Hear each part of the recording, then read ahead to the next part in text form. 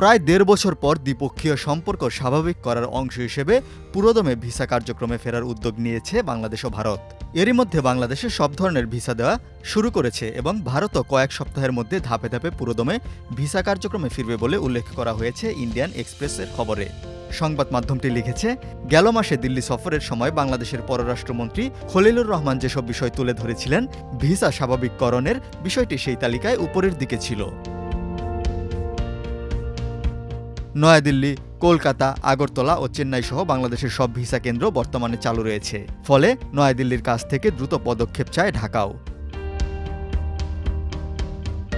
ভারতে বাংলাদেশের high commissioner Riaz Hamidullah Indian এক্সপ্রেসকে বলেন, গত বছরের ডিসেম্বরে আমাদের কিছু কেন্দ্রে ভিসা কার্যক্রম সাময়িকভাবে স্থগিত করতে হয়েছিল।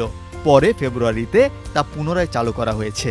ভারতের ভিসা কার্যক্রমে ফেরার বিষয়ে কূটনীতিকদের বরাদে ইন্ডিয়ান এক্সপ্রেস লিখেছে, বাংলাদেশের নতুন হাই কমিশনার দীনেশ ত্রিবেদী দায়িত্ব গ্রহণের পরেই এই সেবা পুরোদমে চালু হতে পারে।